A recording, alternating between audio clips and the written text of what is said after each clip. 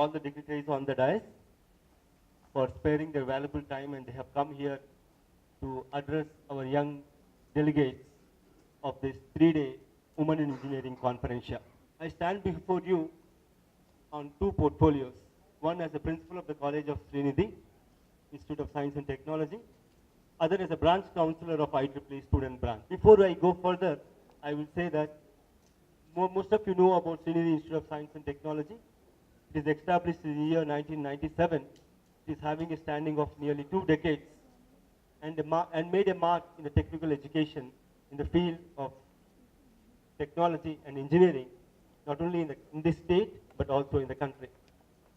So what makes Srinidhi so proud is because of our students. Students are our ambassadors, students are our envoys, who made Srinidhi a much sought after place. And today, top rankers are joining from MSET and also from ESET into the portals of the institution. The college has become autonomous for the guests here. The college has become an autonomous institute, autonomous granted by the UGC and also recognized by the JNTU University in the year 2010. 7 years since we have become autonomous, and it is reaccredited by NBA 4 times, National Board of Accreditation, and also it is accredited by NAAC A grade. Ours is the only college in the erstwhile United Andhra Pradesh in the Telangana region to be chosen for the World Bank assistance. TechCube Phase 1. What is TechCube? Technical Education Quality Improvement Program. From Telangana region, Srinidhi Institute of Science and Technology. From the Andhra region, Bapatla Engineering College.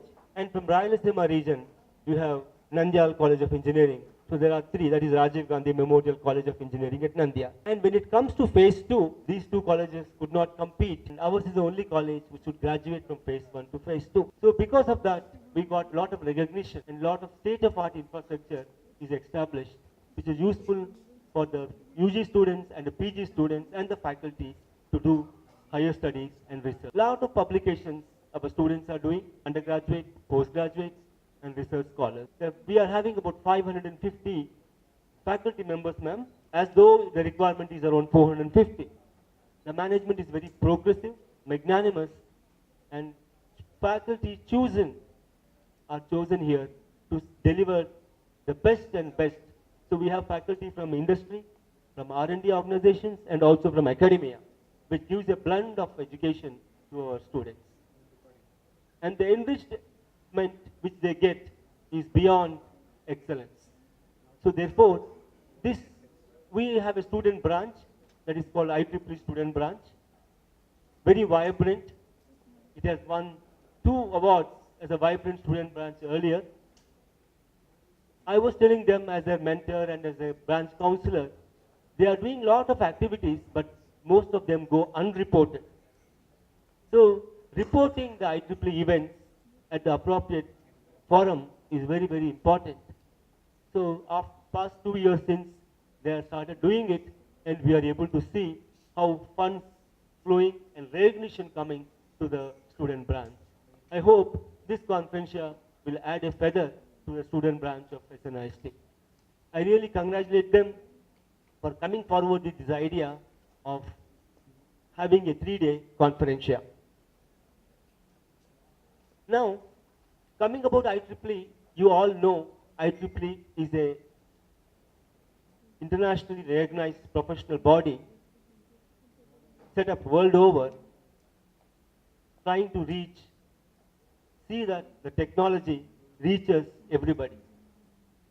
And it's a voluntary organization. Not a single rupee is drawn by the members of the IEEE.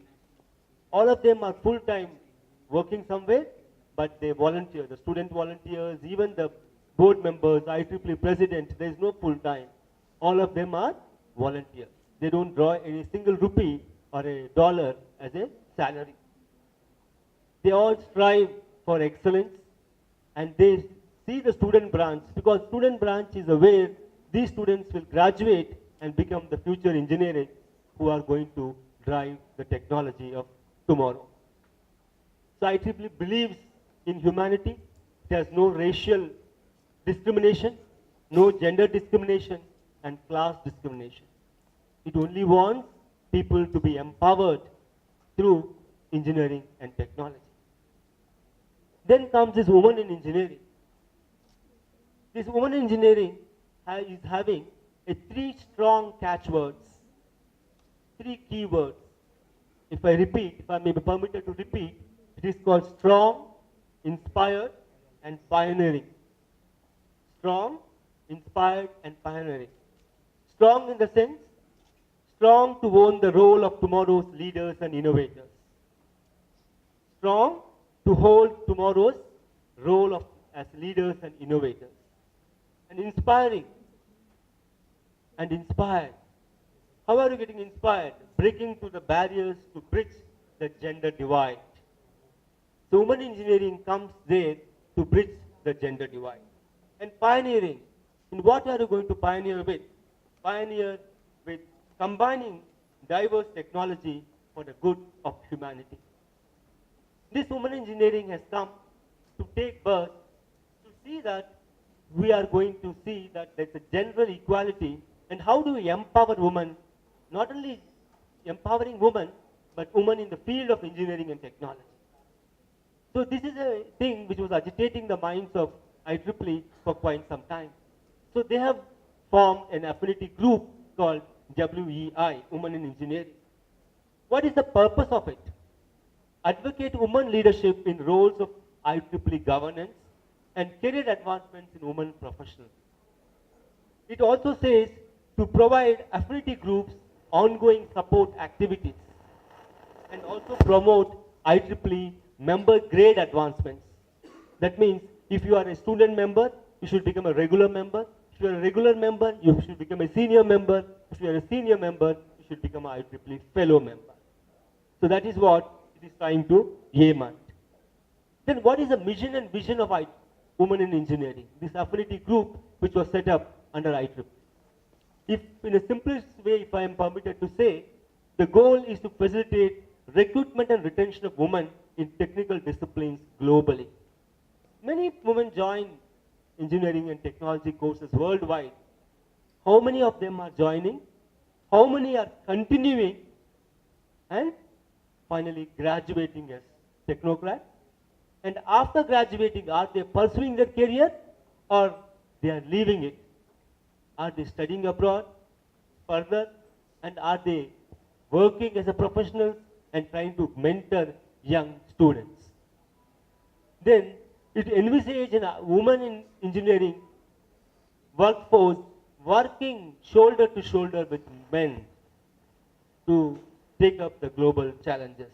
That is what we are trying to look at. And what is women engineering really strives for? What is the purpose? After seeing the motivation, what is the purpose we are trying to look through? How is that women engineers, women entrepreneurs can be recognized by IEEE? Can they be given IEEE awards, IEEE nominations for various positions? Is it possible? How do we empower them to reach that level? Then help them to organize wherever technical conferences are being organized using enhanced networking activities. Are our women participants are there? Are they empowered? Are they facilitated to participate in these so-called conferences which are not barred by gender? Then facilitate activities such that you can retain women IEEE members. How many women IEEE student members get converted into women IEEE full-fledged professional members? How do you retain the membership? That's another challenge we have. Then women engineering has been given a program called STAR program, as most of us or some of you may be aware.